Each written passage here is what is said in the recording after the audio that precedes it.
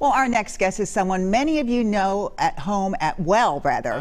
Miles shared the stories of Minnesotans for 3 decades as an award-winning reporter and an anchor here at WCCO TV, KARE 11, and WCCO Radio. She stepped away from the mic in 2006 and retired, and then a few years ago, a major change. Her husband of 14 years, Bucky Zimmerman, died from an abrupt and short illness, and she's now sharing what she learned about grief and preparing for death. Pat Miles is back in the studio. She joins us today. Pat, it's so great to have you here. You guys thought you were done with me, right? No, never. Here I am back. Always adding author to your list of accomplishments. Oh, well, it wasn't something I thought I would ever be doing, exactly. But here I am. Well, it's helpful, I think. The title of the book, Before All Is Said and Done, and you say it's a way to prepare for death while living. You had a trust, you had a will, you thought you were prepared, but you found quickly that you were not. Can you tell us, there are so many other complications, there's so many other things that are involved in this. There are lots of things involved, but one of the reasons I wrote the book, and I say in the book, is that we were set for life, but we were not set for death. And Bucky was an attorney, I was a journalist. You would think that we would have our act together, wouldn't you? But I always say it's sort of like the plumber who comes home and doesn't want to repair his own leak. I don't think we also thought that, at least I didn't, and I don't think Bucky did either. I mean, he was one of the healthiest people I knew in my life. I don't think in a million years we thought death is right around this corner.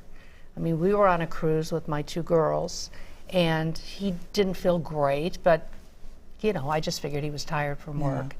And we got home and went to the doctor, and he got a diagnosis of stage 4 pancreatic cancer and died in 3 months. Wow. So we didn't do what we should have done, and you don't deal with these things when someone gets sick, because you're dealing with the person who's sick, and you're not thinking about all of the things that you don't have.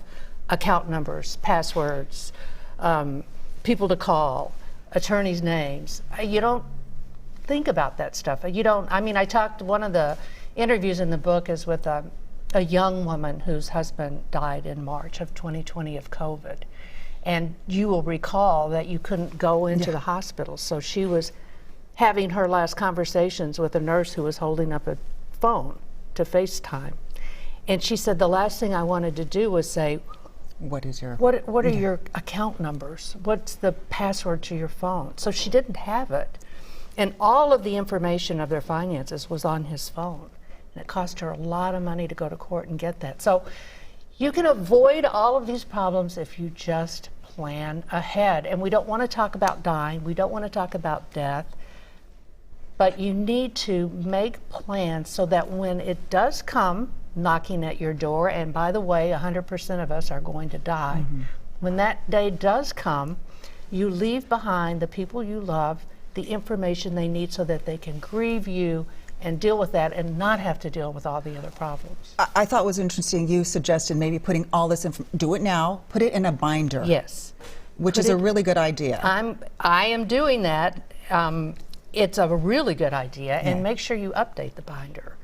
And when I was doing the research for this book, obviously I was talking to my friends, and every single person has changed their will and trust, has started a binder, has written an intention letter. They're starting to do the work while times are good, because do bad things when times are good, because you're not going to do them when times are bad. Good advice. So start doing the work now when times are good, so that you leave a legacy where your loved ones who are left behind, you know, it can be easier for them. It can be so much easier, because if you leave all these problems behind, that's what the person is dealing with.